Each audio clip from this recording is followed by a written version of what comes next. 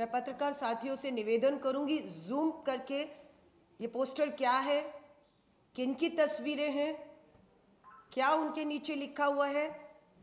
आपसे निवेदन है इसे जरूर हरियाणा की उन पीड़ित बेटियों तक पहुंचाएं, ताकि उन्हें ये विश्वास रहे कि न्याय के हक की इस लड़ाई में न्याय का हक मिलने तक भारतीय राष्ट्रीय महिला कांग्रेस पूरी तरह से उनके साथ खड़ी है।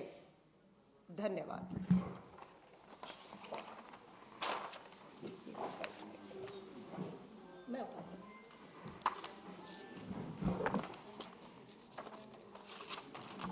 आज मेरे 3 दिवसीय दौरे के तहत चंडीगढ़ कांग्रेस महिला कांग्रेस की कार्यकारिणी की बैठक, नारी न्याय सम्मेलन सफलतापूर्ण हुए। कल मैं पंजाब महिला कांग्रेस की हम लोगों ने कार्यकारिणी की, प्रदेश कार्यकारिणी की बैठक ली और हम लोगों ने नारी न्याय सम्मेलन किया। बेहद ही कामयाब सम्मेलन कल पंजाब कांग्रेस भवन में रहा। आज हरियाणा प्रदेश महिला अध्यक्ष सुधा भारद्वाज जी मेरे साथ हैं। राष्ट्रीय अध्यक्ष बनने के बाद हरियाणा का ये मेरा पहला दौरा है और आज हमारी अभी प्रेस वार्ता के बाद स्टेट एग्जीक्यूटिव मीटिंग है। हमारी सारी जिला अध्यक्ष, प्रदेश पदाधिकारी आ चुकी है और हम आज यहाँ पर बैठकर 2, 3, 4 घंटे जो भी समय लगेगा महिला कांग्रेस के संगठन को मजबूत करने पर जो है वो हमारा पूरा फोकस रहेगा।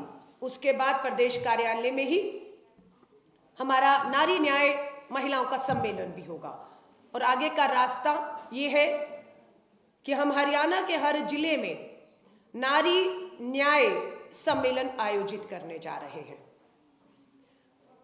ये नारा हमारे नेता श्री राहुल गांधी जी ने, पहले यात्रा थी भारत जोड़ो यात्रा, दक्षिण से उत्तर, कन्याकुमारी से कश्मीर तक 4000 किलोमीटर का सफल एक यात्रा रही। उसके लिए हम तहे दिल से लोगों का धन्यवाद करते हैं। वो यात्रा हरियाणा से भी गुजरी।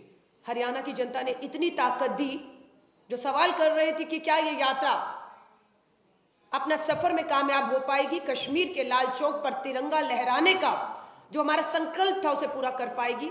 और मैं हरियाणा की जनता का आज धन्यवाद करना चाहती हूँ। वो जो ताकत उनसे मिली उसका ये फल हुआ कि हम कामयाब हुए और हमने कश्मीर तक यात्रा को जो है सफल किया लोगों ने।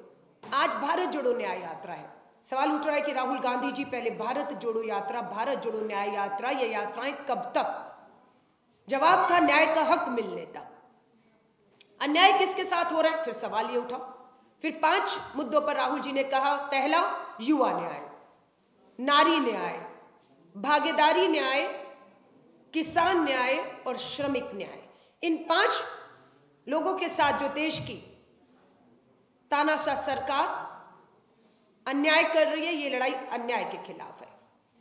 आज ही अखबारों में मैंने पढ़ा 14 फरवरी को देश का अन्नदाता किसान हरियाणा से राजधानी दिल्ली वापस कूच कर रहा है। आज सारी अखबारों में है। युवा न्याय के तहत 1.5 लाख युवा जो मां भारती की सेवा के लिए सेना में जाना चाहता था, जिसकी पूरी भर्ती, फिजिकल, मानसिक ट्रेनिंग पूरी हो चुकी थी, सिर्फ भर्ती का इंतजार था, वो सभी युवा अन्याय का जो है सामना कर रहे हैं। उनकी भर्तियां रद्द कर दी गई, सेना को ठेके की नौकरियों पर 4 साल की छोड़ दिया गया और नौजवानों से, शहीदों से शहीद का दर्जा, कफन में तिरंगे का सम्मान, हर कुछ उनसे छीना गया, जिसको लेकर और बेरोजगारी में हरियाणा 1 नंबर पर खड़ा हुआ है। किसान हो, श्रमिक हो, मैं नारी न्याय के मुद्दे पर वापस लौटती हूं। आज फिर अखबारों में है कि घोषणा हुई है, कन्या भ्रूण हत्या अगर कोई कर रहा है उसकी जानकारी देने वाले को 1 लाख रुपए का इनाम। ये खबरें सिर्फ हरियाणा में देखने को मिल रही है। लोगों को 1-1 लाख रुपए का कन्या भ्रूण हत्या की जानकारी देने पर है, लेकिन लिंग जांच कहां हो रहे हैं, किन स्वास्थ्य केंद्रों में हो रहे हैं, किन निजी अस्पतालों में हो रहे हैं, उन पे कार्रवाई कब होगी? अगर लिंग जांच ही नहीं हो तो जांच के बाद की जो हत्या है वो हो ही नहीं सकती है। लेकिन आपको लिंग जांच रोकने पर आप विफल हो गए हैं। साथ गांठ है आपकी निजी स्वास्थ्य केंद्रों से, जहां पर ये लिंग की जांच हो रही है और पता लग रहा है हत्या तो दूसरा कदम है। आप दूसरे कदम पर कार्रवाई के लिए कह रहे हैं 1 लाख रुपए का इनाम, पर पहले पे ही आप अगर कार्रवाई कर देते तो आज 60% कन्या भ्रूण हत्या के मामले केवल हरियाणा से आ रहे हैं, केवल हरियाणा से। अपराध के मामले में कहें पूरे देश में हरियाणा की हमारी बेटी साक्षी मलिक हो, विनेश फोगाट हो, दिल्ली की राजधानी जंतर मंतर पर सर पटक पटक कर आई वो, कोई सुनवाई नहीं। बेटी बचाओ के नारे देने वाले प्रधानमंत्री जी मेडल जब साक्षी मलिक ने जीता आपने उसको आमंत्रित किया, लेकिन आज जब उस बेटी के गले में मेडल के साथ आंसू हैं, मिलने का समय मांग रही है, अभी तक आज तक मिलने का समय नहीं है आपके पास। कुलदीप सिंह सेंगर भाजपा के नेता बताते हैं प्रधानमंत्री जी इसलिए खामोश हैं लोकसभा के चुनाव आ गए हैं। साक्षी मलिक जिस राज्य में है वहां तो 10 ही सांसद भाजपा के, लेकिन ब्रजभूषण शरण जिस राज्य से है वो उत्तर प्रदेश है, वहां 80 सांसद है। अगर प्रधानमंत्री नरेंद्र मोदी जी ने ब्रजभूषण शरण के खिलाफ कार्रवाई की तो उनका ही मानना है उत्तर प्रदेश में भाजपा को आने वाले चुनावों में नुकसान होगा। वो 10 सीटों का हरियाणा में नुकसान सहन कर सकते हैं, पर उत्तर प्रदेश की चोट उन्हें भारी पड़ेगी। इसलिए वो ब्रजभूषण शरण एक अपराधी गंभीर यौन उत्पीड़न के आरोपों में दिल्ली पुलिस पूरी तरह से दबाव में थी, गृह मंत्रालय अमित शाह जी का दबाव था, बेटियां न्याय मांग रही थी पर एफआईआर नहीं हो रही थी। सुप्रीम कोर्ट का धन्यवाद करते हैं कि सुप्रीम कोर्ट ने दिल्ली पुलिस को जब फटकार लगाई और ये कहा कि आप अगर कार्रवाई नहीं करेंगे तो सुप्रीम कोर्ट को कार्रवाई करनी पड़ेगी, तब ब्रजभूषण शरण के खिलाफ एफआईआर होती है। लेकिन राहुल गांधी जी का नारी न्याय का हक मिलने तक ब्रजभूषण के खिलाफ एफआईआर हो गई, सुप्रीम कोर्ट ने करवाई, लेकिन गिरफ्तारी कब होगी, कार्रवाई कब होगी, बेटियों को न्याय कब मिलेगा, ये सवाल बेटी बचाओ का नारा देने वाले से पूरे हरियाणा को पूछना चाहिए। उपराष्ट्रपति जी पर किसी ने जब कुछ कहा तो उन्होंने बोला पूरे जाटों का अपमान है। उपराष्ट्रपति जी अपनी जाति बताने लग गए और पूरे जाट समुदाय का अपमान बताने लग गए। साक्षी मलिक, विनेश फोगाट की इज्जत का सम्मान के साथ हुए घृणित अपराध में ब्रजभूषण शरण को बचाना क्या उस जाट समाज का अपमान नहीं है, उनकी बेटियों का अपमान नहीं है? उपराष्ट्रपति धनखड़ जी, देश आपसे, हरियाणा आपसे जानना चाहता है, आप चुप क्यों हैं? मंत्री हैं संदीप सिंह सैनी जी, मंत्री हैं संदीप सिंह सैनी, हरियाणा में मंत्री हैं, गंभीर यौन उत्पीड़न के आरोप हैं उन पे, लेकिन आज भी भाजपा के सम्मानित सदस्य, विधायक और मंत्री के पद पर सुशोभित हैं। हरियाणा की पुलिस भी दिल्ली की पुलिस की तरह हिम्मत नहीं दिखा पा रही, क्योंकि पूरा सत्ता का उन पर दबाव है। एक नहीं है, यूपी में ब्रजभूषण सांसद को बचाया गया तो यूपी में ही कुलदीप सिंह सेंगर विधायक को भी बचाया गया, यूपी में ही राम दुलारे गौर भाजपा के विधायक को, दोनों पर नाबालिग बेटियों के बलात्कार के गंभीर आरोप रहे। 10 साल मामला कोर्ट में चला और आज कुलदीप सिंह सेंगर भाजपा का विधायक उत्तर प्रदेश हो या राम दुलारे गौर, हम कोर्ट को सलाम करते हैं, न्याय की अंतिम उम्मीद को जिंदा रखा और दोनों को उम्र कैद की सजा सुना दी गई, दोनों जेल में हैं। और हम ये सुनिश्चित करेंगे कि हरियाणा की सरकार की तरह, जिस तरह से वो एक और हत्या और बलात्कार के आरोपी को बार बार पैरोल पर छोड़ती है,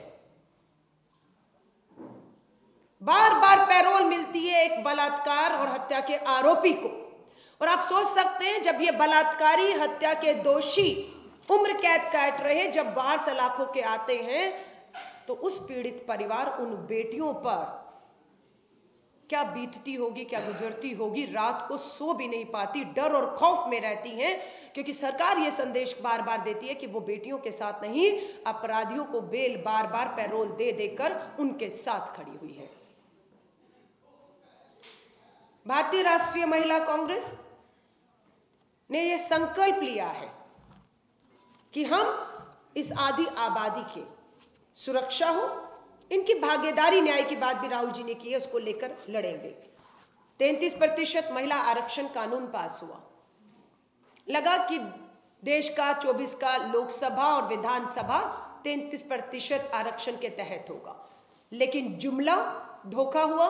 कानून बन गया, कानून का लाभ नहीं मिल रहा। आरक्षण पे चुनाव ना लोकसभा का हो रहा है, ना विधानसभा का।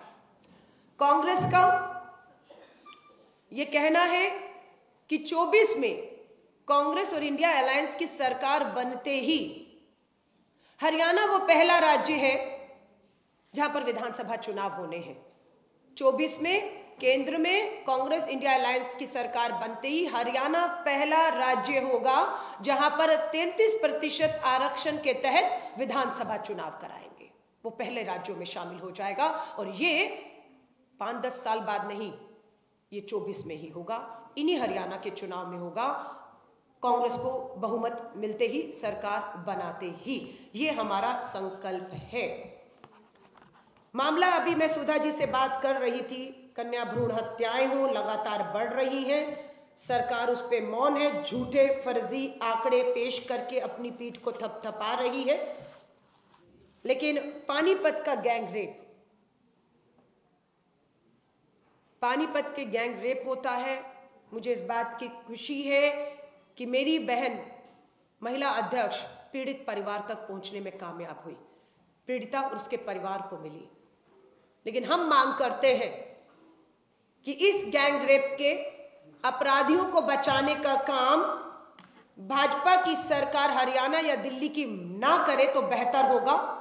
फास्ट ट्रैक में मामला चलाकर 3 महीने के अंदर एक बलात्कारी को फांसी के तख्ते पर चढ़ाए, उससे उनकी नीयत साफ दिखेगी कि वो सच में एक बार फिर अपराधियों के साथ खड़े हैं या बेटियों के साथ खड़े हैं। और बेटियों की इस न्याय की लड़ाई में 3 महीने में फास्ट ट्रैक कोर्ट में केस चलाकर हम बलात्कार गैंग रेप के दोषियों को फांसी की मांग करते हैं, और हम देखना चाहते हैं ये होता है या नहीं होता है। पोस्टर जो मैंने आपको दिखाया है, केंद्र में ये जितने अपराधी हैं, ये आम अपराधी नहीं है, ये भाजपा के विधायक हैं, भाजपा के सांसद हैं, भाजपा के मंत्री हैं। और केंद्र में कौन है? केंद्र में देश के प्रधानमंत्री नरेंद्र मोदी जी हैं। इनके साथ जो शख्स खड़ा है, या यहां पर महिला बाल विकास मंत्री के साथ जो शख्स खड़ा है, कौन है ये? प्रधानमंत्री जी के संसदीय क्षेत्र वाराणसी में BHU में पढ़ने वाली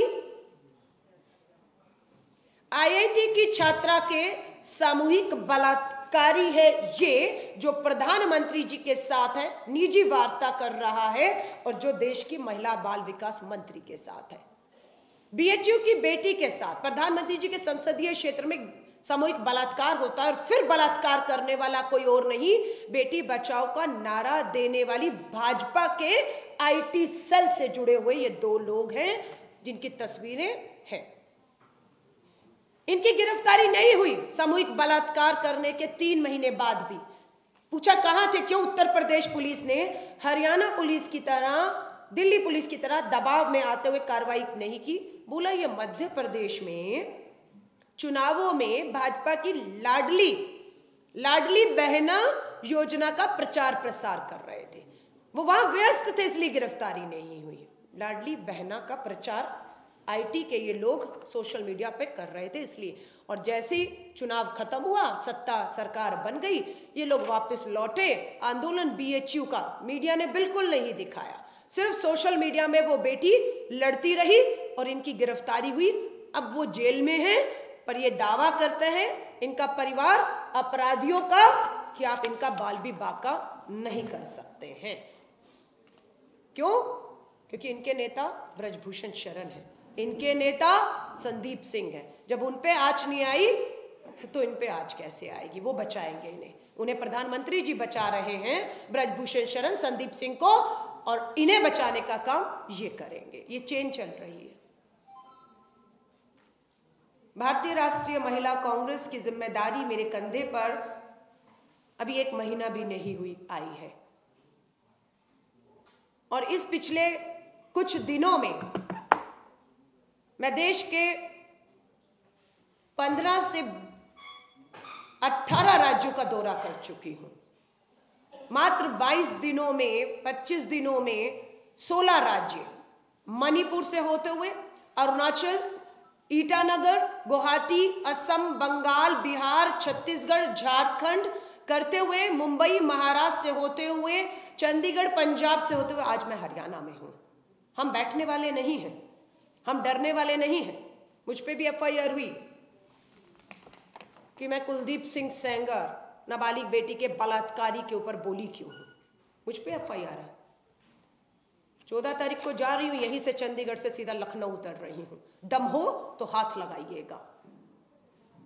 ये लड़ाई भारतीय राष्ट्रीय महिला कांग्रेस इस आदि आबादी के हक, अधिकार, इनके आर्थिक सशक्तिकरण, राजनीतिक सशक्तिकरण, सामाजिक न्याय, सामाजिक सशक्तिकरण, इनकी भागीदारी को लेकर पूरी तरह से अब सड़कों पर उतरेगी।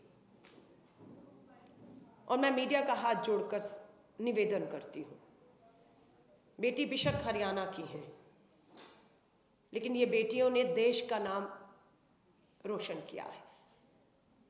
ये हरियाणा की बेटी एक राज्य की बेटी हो सकती है, पर इन बेटियों ने, अभी विनेश फोगाट ने भी, प्रियंका गांधी जी ने भी ट्वीट किया, जयपुर में फिर स्वर्ण पदक जीता है।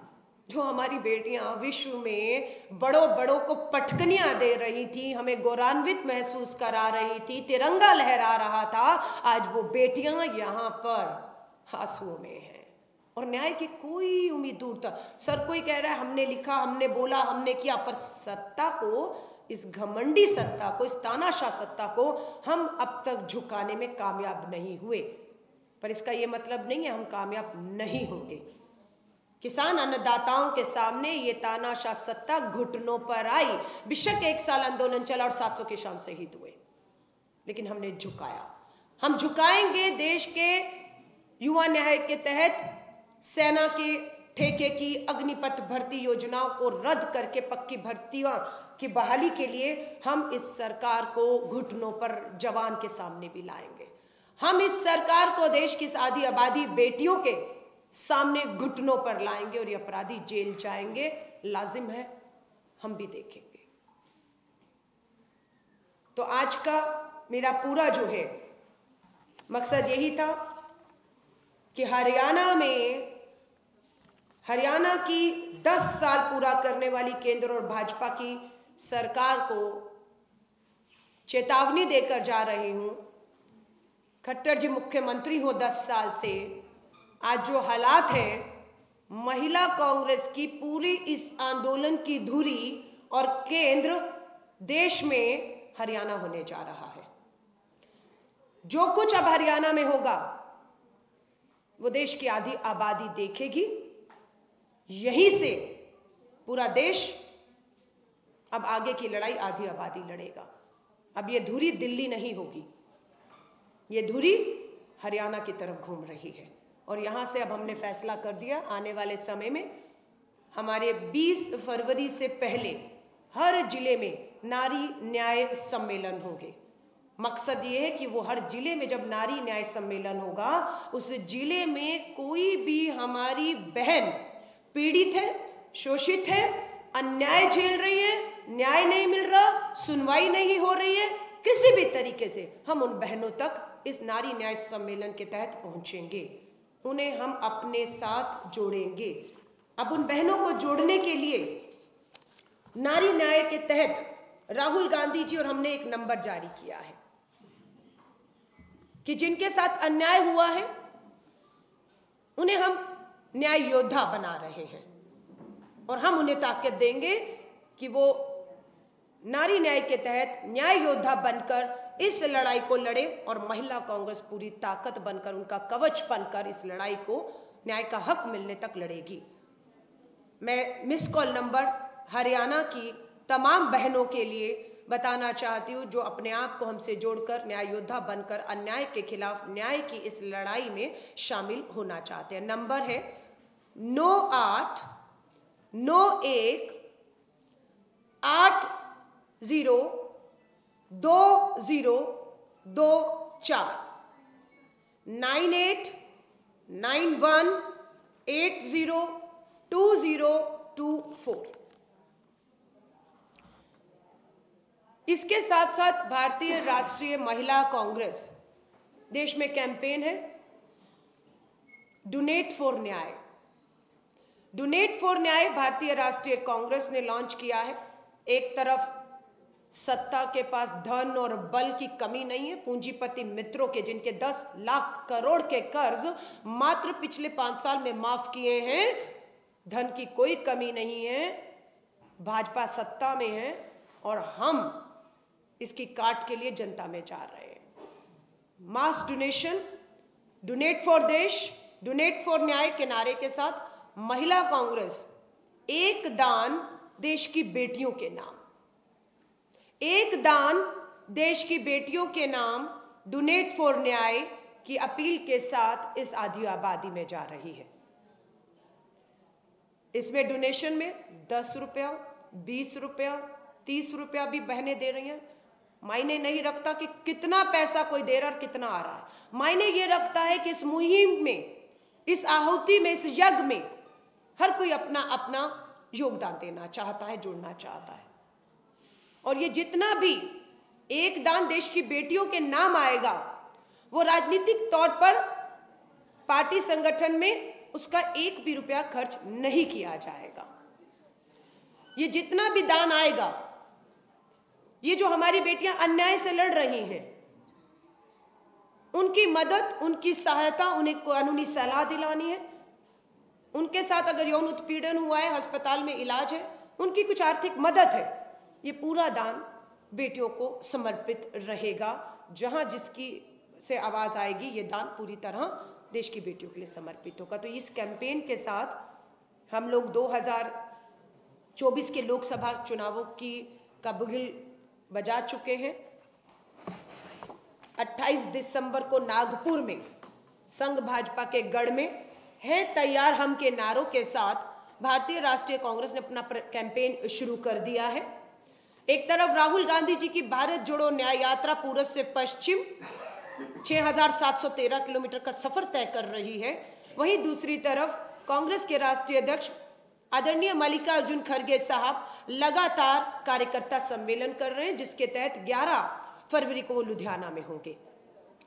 हमारा नारी न्याय के नारे के साथ हमने जो मुद्दे बताए हैं, उसको लेकर भारतीय राष्ट्रीय महिला कांग्रेस पूरी तरह से भाजपा सरकार को घेरने का काम करेगी। सड़कों पर आएंगे, आंदोलन करेंगे, दम हो तो मैंने जैसे कहा FIR भी है, डरते नहीं आपकी FIR से। 50 ऐसी FIR संदेश दे रही हूं, 50 ऐसी FIR और आपकी ऐसी जेलें हमारी जूते की नोक पर हैं।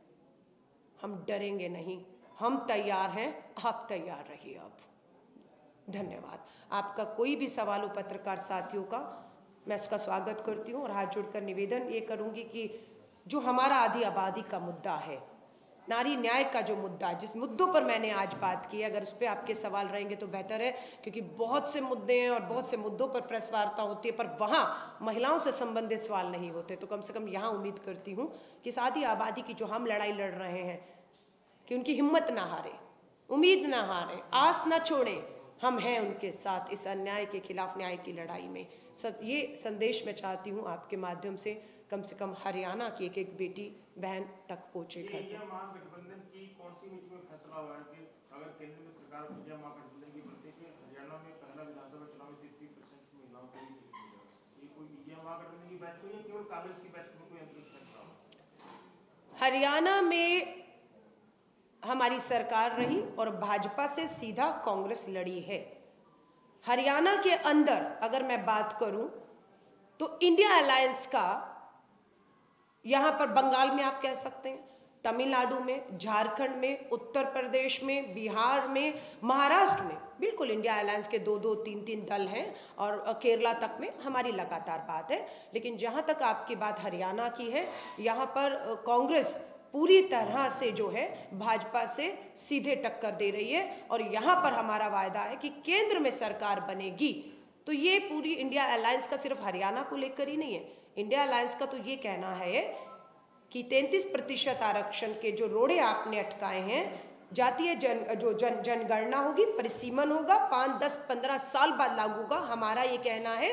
और इसमें हम एकजुट आपको संसद में दिखे जब सोनिया गांधी जी का भाषण था कि ये रोड़े हटाइए और इन्हीं 24 के चुनाव में इन्हें करवाइए, जो होते हुए अभी दिख नहीं रहा है। लेकिन स्वाभाविक है ये फैसला केंद्र सरकार को लेना है और केंद्र सरकार हमारी बनती है तो ये हमारा कहना है कि महाराष्ट्र हो, हरियाणा हो, वहां पर विधानसभाएं वो पहली होंगी जहां पर महिला आरक्षण के तहत विधानसभा होगा। इसमें महाराष्ट्र में भी सहमति है और दिल्ली का फैसला, हरियाणा का फैसला कांग्रेस को करना है, जो कर चुकी है। और मुझे नहीं लगता इंडिया अलायंस के किसी भी दल को इस बात पे आपत्ति या एतराज होगा।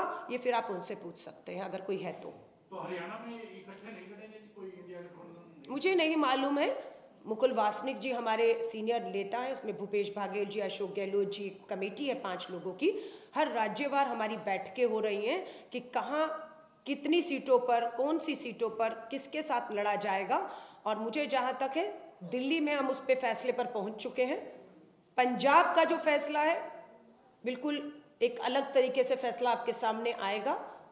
हरियाणा का भी जो बात है वो आपके प्रभारी हमारे दीपक बाबरिया जी, CLP लीडर, प्रदेश अध्यक्ष जी उस पर आपको बता पाएंगे। पर हमारा जो दल एक है, अभी हम सब एक हैं, एक साथ लड़ रहे हैं। स्वाभाविक है 24 में जो भी नंबर आएगा इंडिया अलायंस का, उस पर आगे का रास्ता तय होगा। दिल्ली में क्या फैसला हुआ? आपने कहा दिल्ली में फैसले पे पहुंच चुके हो? मुझे ये नहीं मालूम है। कल स्क्रीनिंग कमेटी दिल्ली की मीटिंग है और मैं कल दिल्ली नहीं, पंजाब में लुधियाना में अध्यक्ष जी की रैली में रहूंगी। पर बहुत जगह हमारे फैसले एलाइज के साथ हो चुके हैं, उसकी घोषणा आधिकारिक रूप से आपके सामने जल्द आ जाएगी। चर्चा ये हो रही है कि आम आदमी पार्टी 13 तारीख को दिल्ली के साथ 2 अन्य राज्यों में अपने उम्मीदवारों का भी घोषणा करेगी। तो ऐसे में क्या लगता है हरियाणा में शायद बात नहीं बनी होगी? नहीं, मैं फिर कह रही हूँ, लोकतंत्र है, आज़ादी है, जिसको जो करना है करें। लेकिन बड़ी बात ये चुनाव क्षेत्र का चुनाव नहीं है, एक राज्य का चुनाव नहीं है, क्षेत्रीय मुद्दों का नहीं, देश का चुनाव है, जहाँ पर किसान के साथ हुए अन्याय की बात होगी, बेरोजगारी पे, युवाओं की, महंगाई पर और जो महिलाएं शोषण से रहती हैं उस पर, एक बड़े मुद्दों पर, गिरती अर्थव्यवस्था, गिरते रुपये पे बात होगी, सरहदों पर मिलती चुनौतियों पर। तो हर एक का अपना अधिकार है, वो लड़ेंगे। आपने कहा ना कि जो पीड़ित पीड़िताएं हैं, हाँ जी, हरियाणा की कांग्रेस ज्यादा बात हो रही है क्योंकि हरियाणा को केंद्र बिंदु में महिला कांग्रेस ने रख दिया। बिल्कुल बिल्कुल।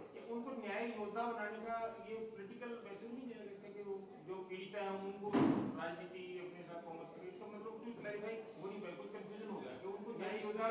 देखिए, हमारी बहुत सी बहनें हमें फोन कर रही हैं कि भारत जोड़ो यात्रा राहुल गांधी जी हरियाणा से गुजरे, हम जुड़ी, हम मिली, हमने अपने साथ हो रहे शोषण, उत्पीड़न, अन्याय के लिए बात की। लेकिन ये जो भारत जोड़ो में न्याय शब्द जुड़ा है, भारत जोड़ो न्याय यात्रा जो पूर्व से पश्चिम में, जो हरियाणा से नहीं गुजर रही, मुझे उसके साथ जुड़ना है, मुझे जुड़ना है। मुझे अपनी उन बहनों के लिए लड़ाई लड़नी है जिनको न्याय नहीं मिल रहा। हम उन बहनों के लिए ये नंबर जारी किया है, ये उन बहनों के लिए नंबर जारी किया है। मैडम, अक्सर ये होता है when you talk about crime against women, from persuasion of a complaint to trial, there is a long gap, right? And where the person falls is either at the time of filing of complaint or pursuing the trial. And the conviction rate is quite low. So the main culprit is the stigma, the fear of stigma. And here you're talking about making Haryana an epicenter for the victims, so that you will be raising the voice. What kind of efforts you are going to make for the women there? Are you going to counsel them? Are you going to give them the legal aid? Are you going to make them strong? You have example यहाँ पे 158 बेटियों ने जीत के school में initially complete की और बाद में जब बयानों की बारी आई और चीज़ों की बारी आई, सिर्फ 5 लड़कियाँ रह गई। इसी तरह से कितने केसेस के अंदर होता है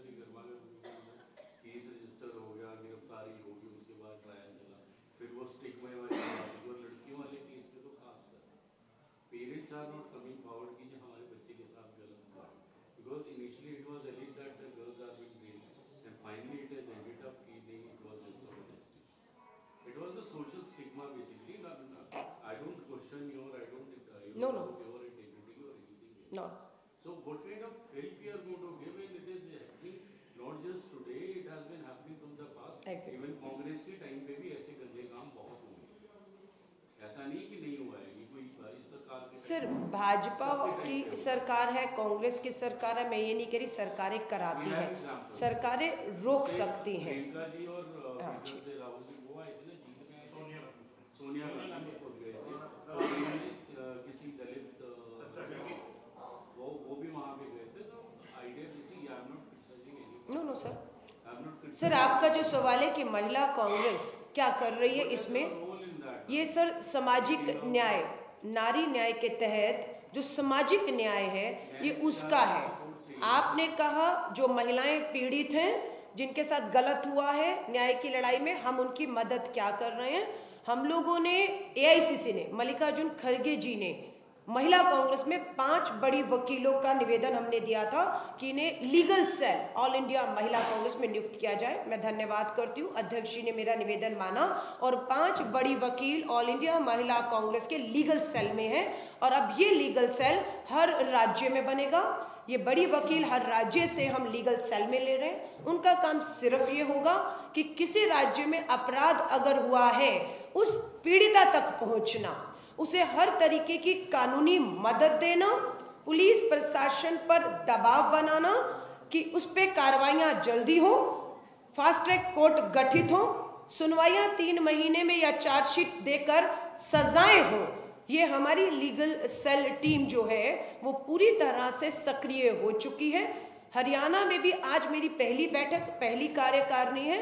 जल्दी हरियाणा में कौन सी 5 हमारी वकील लीगली इस पूरे मामले को देखेंगी, उसके नाम और नंबर हम जारी करेंगे, ताकि हरियाणा में कहीं कुछ भी ऐसा होता है तो बहुत आसानी से उन्हें पता हो कि मुझे बस महिला कांग्रेस की इस नंबर पे डायल करना है और उसकी शुरू से अंत तक की लड़ाई, न्याय का हक मिलने तक हम लड़ेंगी. ये हमारे प्रयास शुरू हो गए. पहली बैठक है. मैं आपसे बेहतर होता बैठक के बाद मिलती तो आपको इसके सूचना भी देती थी, लेकिन बैठक इसके बाद है. सभी डिस्ट्रिक्ट में अपॉइंटेड हैं, हमारे जो वकील हैं सभी डिस्ट्रिक्ट में अपॉइंटेड हैं. सॉरी सर, एक सेकंड. हाँ हाँ जी. यहाँ पे भी महिलाओं को टिकट देने में, रिप्रेजेंटेशन देने में, I'm sorry to say, that is not that encouraging. नहीं सर, मेरी बात सुनिएगा. 90 विधानसभाएं हैं और अगर महिला आरक्षण कानून लागू हो जाता तो आप बताइए कितनी महिलाएं विधायक इसी 24 में हो जाती और विधानसभा पहुंच जाती हो और साक्षी मलिक जैसों को दिल्ली की ठोकरें ना खानी पड़ती है ना. लेकिन सच्चाई है कि महिला आरक्षण कानून को लागू होने से रोका गया. 30 से 35 बहनों को इसी हरियाणा विधानसभा में पहुंचने से रोका गया. हमारी बात करेंगी तो मुझे अभी बताया गया कि 5 बहनें हमारी विधानसभा में हैं. 10 को टिकट मिला, 50% रिजल्ट रहा. 5 आज भी हमारी महिला विधायक विधानसभा में हैं. लेकिन हमारी अभी पूरी कोशिश है कि इन लोकसभा और हरियाणा के विधानसभाओं में 33 नहीं सर, महिला कांग्रेस की अध्यक्ष हूँ. मेरा काम शुरू हो चुका है. जैसे जैसे जिला नारी न्याय सम्मेलन होंगे, 50% सीटों पर 50 महिलाओं की मजबूत दावेदारी के साथ हरियाणा विधानसभा में हम पेश ही नहीं करेंगे. वो लड़ेंगी, जीतेंगे और बिना आरक्षण के भी हम दिखा देंगे. जब ठान लेंगी तो इस विधानसभा में भाजपा के ना चाहने के बाद भी पहुंचेंगी. आपने जो न्याय योद्धा की बात की है तो उसमें साक्षी मलिक, विनेश फोगाट वगैरह न्याय योद्धा में शामिल होंगी. हरियाणा में कोई आपने न्याय योद्धा तैयार किए हैं? सर, एक महिला पत्रकार बैठी हुई है, महिला है ना, और हमने एक न्याय योद्धा रजिस्टर होने के लिए एक नंबर दिया है. अब उसमें कौन शामिल होना चाहता है कौन नहीं, ये लोकतंत्र है, ये उनका फैसला है. लेकिन जो हमसे जुड़ जाएगा उसका नाम, नंबर हमारी कांटेक्ट में वो आ जाएगा और हम एक दूसरे के साथ संपर्क में आ जाएंगी और एक दूसरे को ताकत देते हुए इस लड़ाई को हम आगे लेकर जाएंगी. लेकिन ये सबका निजी फैसला होगा. हमारा था कि हमने एक रास्ता दिखाया, एक नंबर दिया है. अब देखते हैं हरियाणा से.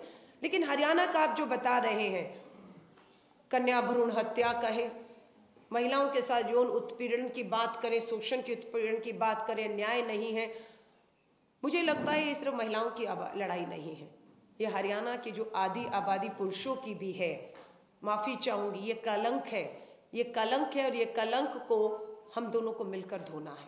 हम दोनों के कन्या भ्रूण हत्याएं हो रही हैं, बलात्कार हो रहे हैं, शोषण हो रहे हैं, और एक बन चुका है हरियाणा। हरियाणा की जो छवि थी या जो अब छवि बनी है पिछले 10 सालों में, हमारा प्रयास रहेगा वो छवि सुधरे, हालात बेहतर हो, और जो हरियाणा का गर्व था, गौरव था, वो वापस लौटे। और इस प्रयास को आधी आबादी अकेले नहीं करेगी, बाकी की आधी आबादी से मिलकर करेगी। कांग्रेस अध्यक्ष हैं राष्ट्र की, और आपको हरियाणा में संबंधित क्योंकि प्रेस कॉन्फ्रेंस करें तो हरियाणा की सरकार से संबंधित आंकड़े की आपकी जानकारी नहीं है।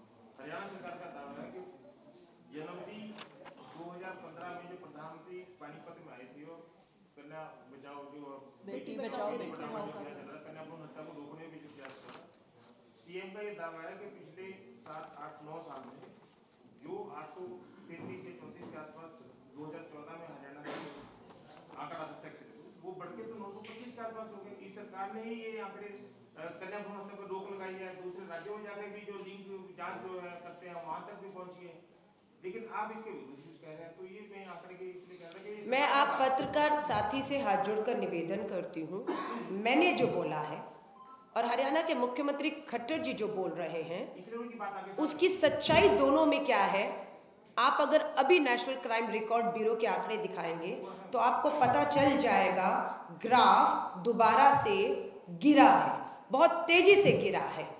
हमारी सबके प्रयास से 10 साल हमारी सरकार रही, 10 साल इनकी, हम बेहतरी की तरफ थे, लेकिन पिछले अगर 22 के आंकड़े आप देखेंगे हमारा ग्राफ एक बार फिर गिरा है, और 60% कन्या भ्रूण हत्याओं के मामले मात्र हरियाणा में दर्ज हुए हैं। ये सच्चाई है।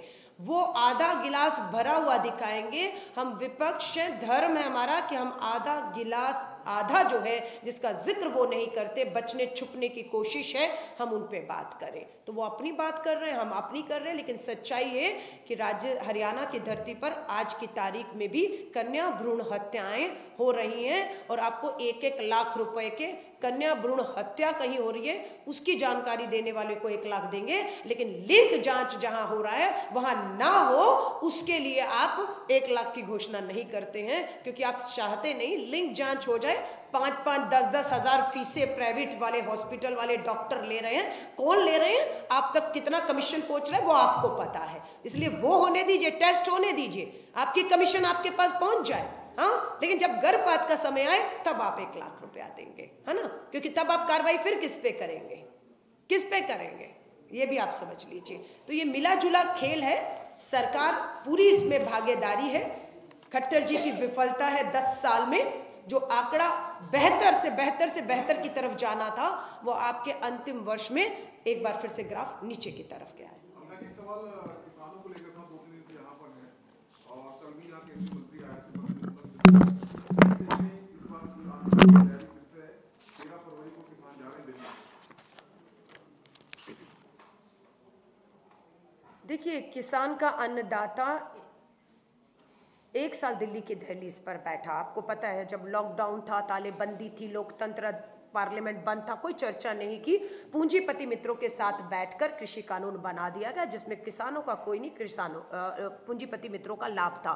आंदोलन हुआ, 700 किसान शहीद हुए, कांग्रेस पूरी तरह उस आंदोलन के साथ, किसानों के साथ खड़ी रही, और हम लोगों ने लोकतंत्र में वो जीत हासिल की। लेकिन इस सरकार का वायदा था कि हम एक कमेटी बना रहे हैं, एमएसपी पे कानून, न्यूनतम समर्थन मूल्य पर कानून बन जाएगा। आज हम पूछ रहे हैं कानून 10 साल में क्यों नहीं बना, उस आंदोलन के बाद भी, कृषि कानून वापस लेने के बाद भी क्यों नहीं बना। इसका जवाब केंद्र की भाजपा सरकार को देना होगा। लास्ट पार्लियामेंट सत्र चल रहा है, आजकल में खत्म हो जाएगा, चुनावों की घोषणा होगी, और नियत साफ हो गई कि 10 साल में एमएसपी पे कानून, ये सरकार की नियत नहीं थी, नहीं दिया, और अब फैसला देश का अन्नदाता कर लेगा। 22 में किसानों की आय दुगनी होने का वायदा था, और सच्चाई ये है कि किसान की आय दुगनी नहीं हुई, किसान कर्ज में है। सच्चाई ये है कि किसान आत्महत्याएं कर रहे हैं। सच्चाई ये है कि कृषि उपकरणों पर भारी जीएसटी आज भी लगी हुई है, जिसे हम खत्म करने की मांग कर रहे हैं। अब भाजपा कहेगी हम आएंगे तो करेंगे। आपने 10 साल क्या किया किसानों के साथ? आज उसके ऊपर आपको अपनी रिपोर्ट कार्ड पेश करनी थी, लेकिन आप नहीं करने की हिम्मत दिखाएंगे और ये किसान आंदोलन दिल्ली पहुंचेगा। मुझे मालूम है सत्ता, धन, बल, संवैधानिक संस्थाएं, ईडी, सीबीआई, सबको पीछे लगाया जाएगा जैसे पिछली बार लगाया गया। किसान आंदोलन को बदनाम करने की कोशिश फिर होगी, खालिस्तानी बताया जाएगा, आतंकी बताया जाएगा, फ्रिंज एलिमेंट बताया जाएगा, पता नहीं क्या क्या आरोप। और किन किन लोगों को इस आंदोलन में हम सतर्क हैं, हमने किसान संगठनों को भी कहा है। फिर भाजपा इस पूरे आंदोलन को अपनी उससे भटकाने के लिए कुछ लोगों को, असामाजिक तत्वों को प्लांट करेगी और फिर सवाल खड़ा करेगी, है ना। तो हम लोग उस पर सतर्क हैं। मकसद एक ही है, न्यूनतम समर्थन मूल्य कानून लागू करिए, किसानों का कर्ज माफ करिए, कृषि उपकरणों पर जीएसटी टैक्स खत्म करिए। अगर आप ये करते हैं तो आप कुछ भी कहिए, शायद देश स्वीकार लेगा, लेकिन इस बार आपके हथकंडे, आपके साजिशें देश और किसान के इस आंदोलन में जो होने जा रहा है उसमें हम कामयाब नहीं होने देंगे। मैम, आप लोगों ने मैपिंग की कि ईडी की और सीबीआई की कांग्रेस लीडर्स, कितने कांग्रेस लीडर्स? धन्यवाद सर। ये पार्लियामेंट में सवाल पूछा गया कि पिछले 10 साल में ईडी ने कितने मामले दर्ज किए और कितने विपक्ष पे दर्ज हुए, कितने सत्ताधारियों पर, कितने नॉन पॉलिटिकल पर। आंकड़ा आता है 95% मामले ईडी ने पिछले 10 साल में मात्र विपक्षी पॉलिटिकल पार्टी और नेताओं पर दर्ज किए हैं। 100 में से 95% मामले विपक्ष पे दर्ज हुए। सवाल दूसरा ये उठता है, 10 साल में एफआईआर हुई, मामले दर्ज हुए, चार्जशीट कितनों पर हुई, 10 साल में कितनों पर मामले चलाकर फास्ट ट्रैक में भी चलाते तो भी 10 साल, कितनों के अंजाम तक पहुंच गए, साबित हो गए, दोषी करार दिए गए, जेल की सलाखों के पीछे भेज दिए गए और अगला चुनाव लड़ने पर रोक लगा दी गई। एक मामला नहीं है, क्योंकि सारे आरोप झूठे थे। मात्र राजनीतिक दबाव का एक हथकंडा आप अपना रहे थे कि आप समय बर्बाद करेंगे, आप नेता, और ये अभी फिर शुरू होगा सब। 24 का चुनाव है, दोबारा आप देखिएगा, राहुल गांधी जी को 55 घंटे ईडी ने बुलाया बिठाया, राहुल गांधी न डरे न झुके, भारत जोड़ो यात्रा के बाद भारत जोड़ो न्याय यात्रा पर चल दिए। राहुल जी की सुरक्षा एसपीजी वापस ली गई, राहुल जी का सरकारी बंगला वापस लिया गया, राहुल जी की संसदीय सदस्यता रद्द की गई, राहुल जी को जेल भेजने की तैयारी थी। इन सब पर 10 साल से इनके प्रयास थे, पानी फिरा और आज भी राहुल गांधी 24 का चुनाव लड़ने के लिए पूरी तरह से उत्तर से दक्षिण भारत में तैयार खड़े। सो अभी ये दोबारा शुरू होगा खेल, अभी इन्हीं दिनों में नहीं सर, झारखंड में देखिए, झारखंड की चुनी हुई लोकतांत्रिक सरकार को, हेमंत सोरेन को ईडी ने बुलाया बिठाया और उन्हें जेल भेजने की तैयारी थी, इस्तीफा हो गया, लेकिन मुख्यमंत्री की शपथ दूसरी नहीं होने दी। हम सब ने लोकतंत्र में दबाव बनाया। 81 सांसद झारखंड के हैं, 48 सांसद गवर्नर के घर के बाहर खड़े हो गए और गवर्नर को झुकना पड़ा, शपथ हुई, आज हमने सरकार बचाई। नए मुख्यमंत्री राहुल गांधी जी के साथ भारत जोड़ो न्याय यात्रा में चल रहे थे। यही काम उन्होंने चंडीगढ़ में किया। 20 पार्षद मेयर का चुनाव करने के लिए इंडिया, आम आदमी और कांग्रेस के थे। आपने क्या किया? सुप्रीम कोर्ट ने कहा ये लोकतंत्र की हत्या है। सुप्रीम कोर्ट ने कहा मेरी नजर मैं देख रहा हूं, ये लोकतंत्र शर्मसार सरेआम सत्ता, धन, बल और संवैधानिक संस्थाओं के दम पर भाजपा कर रही है। ये सिर्फ राजनीतिक दलों का नुकसान नहीं है, हम राजनीतिक दल एक चुने हुए जनप्रतिनिधि हैं जो लोगों की आवाज बनकर उनके मुद्दों को पार्लियामेंट में उठाते हैं। आप उस आवाज को खामोश करने की कोशिश कर रहे हैं और ये किसी कीमत में होगा नहीं। हमें मालूम है 10-15 लीडर हमारे, राजस्थान के पूर्व मुख्यमंत्री, छत्तीसगढ़ के पूर्व मुख्यमंत्री, कर्नाटका के उप मुख्यमंत्री, पूरी एक लिस्ट भाजपा ने तैयार कर रही है। जैसे ही चुनावों की तारीख की घोषणा होगी, हमारे हर बड़े नेता को ईडी बुलाकर घंटों बिठाने वाली है और बंद कमरों में कोई सवाल नहीं, कोई पूछताछ नहीं, कोई आरोप, कोई सबूत नहीं। उन्हें आदेश है, वो खुद बताते हैं बंद कमरों में, हमें आदेश है सिर्फ आपको बुलाना है, नोटिस देना है और घंटों आपके बर्बाद करने हैं कि आप खुले में इस भाजपा की तानाशाह सरकार और प्रधानमंत्री जी से सवाल ना कर पाए। इसलिए हम पर दबाव है कि आप जितने भी बड़े लोग, चेहरे हैं, नेता हैं, बड़ी सभाएं कर सकते हैं, उन्हें बंद करना है। उनके खाते उनके बैंक के खातों को सीज करने के लिए आदेश आ चुके हैं, क्योंकि ये चुनाव पर एक तरफ पूंजीपति मित्रों का धन और बल लगेगा और दूसरी चोट हमें वहां करने की कोशिश है। इसलिए हम बहुत ज़्यादा निर्भर जो है इन चीज़ों पर ना होकर राहुल गांधी जी के रास्ते पर चल रहे हैं। भारत जोड़ो न्याय यात्रा, नारी न्याय यात्राएं और आंदोलन लोगों के बीच में है। उसके बाद हमें परवाह नहीं, हमारे पास पैसा है नहीं है, मीडिया, सोशल मीडिया, संवैधानिक संस्थाएं। सर आप लोकतंत्र में सवाल तो पूछिए, चुनाव आयोग से कोई पत्रकार कोई आर्टिकल लिखकर पूछ लीजिए कि मुख्य चुनाव आयुक्त क्या मजबूरी है, लोकतांत्रिक संवैधानिक संस्था है, देश का चुनाव 24 का खड़ा है, 90 करोड़ लोग वोट करेंगे और विपक्षी दल कांग्रेस, इंडिया अलायंस के दल 5 महीने से आपसे मिलने का समय मांग रहे हैं, 5 महीने से, और आप 5 महीने से मुख्य चुनाव आयुक्त संवैधानिक पद पे बैठे। क्या दबाव है आप पर, क्या मजबूरी है आपकी कि आप मिलने का समय नहीं दे रहे हैं? तो यहीं से आप समझ जाइएगा खेल कितना बड़ा होने वाला है। चुनाव आयुक्त की नियुक्ति पर फैसला हुआ, अकेले सरकार नहीं करेगी, मुख्य न्यायाधीश, प्रधानमंत्री और नेता विपक्ष एक पैनल करेगा कि मुख्य चुनाव आयुक्त और 2 सदस्य कौन होंगे। 150 सांसदों को लोकसभा से आपने निलंबित कर दिया। 75 साल आजादी के आज तक नहीं हुआ कि एक ही बार में 75 विपक्ष के सांसदों को 75 साल में कि 150 सांसदों को आप सस्पेंड कर दें। मनमाने तरीकों से बिल लेकर आए कि मुख्य चुनाव आयुक्त की नियुक्ति से मुख्य न्यायाधीश को बाहर कर दिया जाता है। वो मुख्य न्यायाधीश जो देश के न्याय दे रहा है, जिससे न्याय की उम्मीद है, उस पर आपको विश्वास नहीं, आप उसको बाहर करते हैं।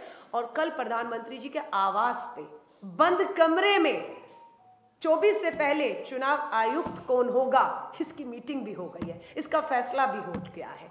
नेता विपक्ष को होना था, लेकिन उसमें 3:2 से फैसला होना था। प्रधानमंत्री जी, कानून मंत्री, नेता विपक्ष, बैठते ना बैठते 2 से फैसला हो गया। नया चुनाव आयुक्त जो है वही होगा जो चंडीगढ़ वाला खेल किया है। तो ये लोकतंत्र की हत्या है, ये कांग्रेस की मात्र प्रयास नहीं। हम तो 138 साल पुरानी पार्टी है, सत्ता में थे, सत्ता में नहीं है, लड़ रहे थे, लड़ रहे हैं। वैसे तो देखो आपने महिला कांग्रेस के संबंधित हमने प्रेस कॉन्फ्रेंस को सीमित किया था, पर क्योंकि अभी प्लेग्राउंड से बाहर चले गए। ये आपके सवाल है सर, मैं ले रही हूँ क्योंकि राष्ट्रीय राजनीति में हूँ, राष्ट्रीय प्रवक्ता भी हूँ। मैं आपका धन्यवाद करती हूँ कि आपने मेरे मुद्दे पर सवाल पूछे, लेकिन मैंने, देखिए मुझे लग रहा है, आपका धन्यवाद, पर मेरा आपसे फिर निवेदन है, मैंने जिस पे प्रेस वार्ता शुरू की, मैं आपसे धन्यवाद, अब यहीं खत्म करेंगे। आपने अच्छा कहा, क्योंकि मेरा जो मुद्दा था वो कहीं ना कहीं दब जाएगा। आपने बहुत सवाल पूछे, पर मैं आपसे हाथ जोड़कर कहूंगी, जो पहला सवाल था, जो पहला मेरा मुद्दा था, क्योंकि उस मुद्दे को कोई और नहीं उठाएगा, तो उस पर आप केंद्रित रहिएगा। आपकी हेडलाइन, आपकी मीडिया, आपकी प्रेस मेरी नारी न्याय के तक रहेंगी, तो मुझे खुशी होगी कि कल की अखबारें मैं भी हरियाणा की उठाऊंगी, तो मुझे लगेगा कि आपने हमारा इस नारी न्याय के, हमारा जो न्याय के खिलाफ में साथ दिया, और हेडलाइन महिलाओं को लेकर ही बनाई। उन पर एक हिम्मत जागे कि महिला कांग्रेस ने आपका सुझाव आया, लीगल सेल बनाए, कैसे पहुँचेंगे, क्या होगा, उन तक पहुँचाइए कि महिला कांग्रेस पूरी तरह से तैयार है, मैदान में है, हिम्मत में। धन्यवाद।